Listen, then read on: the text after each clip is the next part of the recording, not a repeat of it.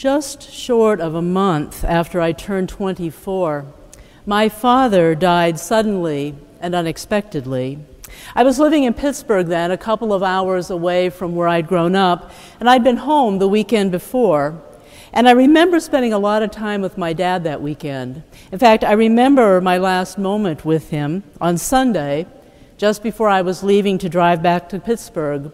We went to the gas station, and he filled the gas tank for me, and he paid the bill, as dads sometimes do for their little girls, even when they're 24 years old. As I recall, we talked about how he and Mom were coming down to visit me very soon, and that I took off back to Pittsburgh. That was a happy weekend, visiting my parents. Dad seemed just fine, his usual self, happy to have me home. He was 49 years old. Very late the next Saturday night, the phone call came, and my dad was gone. When Jesus was suddenly gone from their midst, I understand the shock of the women at the empty tomb, then the mix of confused feelings which follow that initial numbness, alternating with denial, sometimes anger, maybe fear. You go through the motions of life feeling scattered, unable to focus on what comes next, overwhelmed with grief and sadness.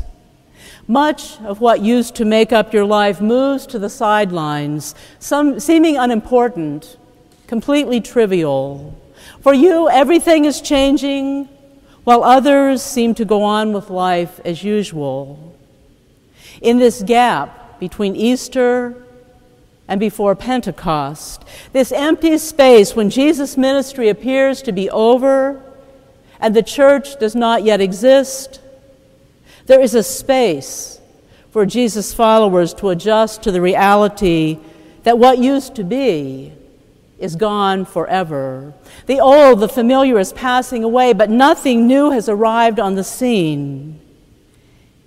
In this space, important, sacred things are happening in our lives as we discover the courage to let go of the comfortable, to live with uncertainty, being prepared to risk again, to step out again into life, seizing the opportunities that God has for us.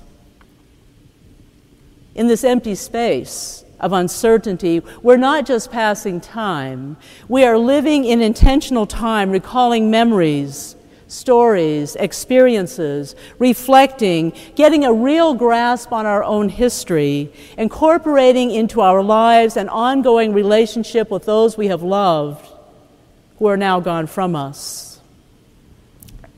This betwixt and between time is sacred space for Jesus' disciples long ago and for us right now as we absorb the losses in our own lives and in our Fort Street community. As we figure out how to be 21st century church relevant in today's Detroit, as the whole church as we know it goes through monumental change, perhaps more staggering than the Reformation 500 years ago. While the ground shifts beneath our feet, we are living in a time between what was and what will be, seeking wisdom and courage, trying to get used to the idea our future will not likely resemble our past. What lies ahead probably will not be what we expect, but rather something yet to be revealed to us. There comes a time, though, when we have to leave this space, when we can't stay there any longer, even though we might return for a visit now and then. There comes a time when we have to move, to act, when we have to step forward, or if we do not, in a very real sense, we also will die. We can't cling to what used to be forever. We can't remain immobilized forever, wishing things were different. We have to allow the Spirit to lead us into the future, living forward courageously to receive all life still has to offer. For a long time after my dad's death, this major loss for me was the dividing point in my life. I thought of my life as being really good before my dad died, and not good at all after his death. In retrospect, especially as I gained more life experience, I know this way of thinking, this dividing moment in my life, was not exactly accurate. There actually had been some challenging times before Dad's death, and there also had been good times after Dad's death. But it took a while to absorb this major loss in my life. It took some time before I could move forward with hope into what still lay ahead for me. But I do know my dad would want me to move forward, to live my life, to find happiness, to make happiness, to build a future, to live in hope. For the women who fled from the empty tomb in great fear, unable to find a strong voice to speak their experience, Jesus wanted them eventually to move on with life.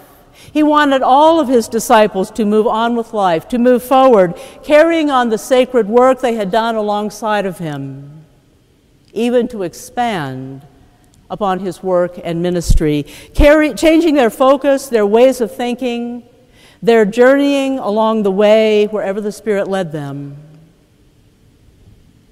Ford Street has met many challenges and losses over the years, including many in recent years. Loss and grief and conflict can quite readily sink a congregation. But loss and grief and conflict faced directly and managed well can strengthen a congregation beyond measure, preparing it well for effective ministry for years and years into the future. At Ford Street, many pastors have weathered the storms with you over these 163 years. All the pastors have come with their particular styles and passions. Each one has brought certain strengths and gifts and challenges to this Ford Street community. Each one has left something on which the community can build, becoming stronger, not stronger by trying to replicate what has been, but stronger through an open heart, able to discern and follow where the Spirit is leading today. As these pastors have moved from this community in a variety of ways, there has been grieving by many members, perhaps gladness for some, and some partings are more complicated and complex than others, leaving members with more to deal with.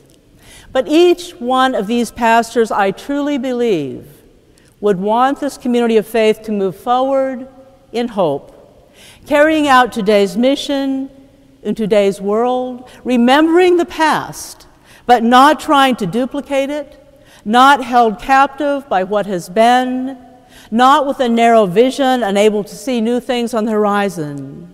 Each of Ford Street's pastors, I believe, would want Ford Street to move forward with bold courage into all that God has still in store for us, for this church at 4th and 3rd in Detroit, Michigan.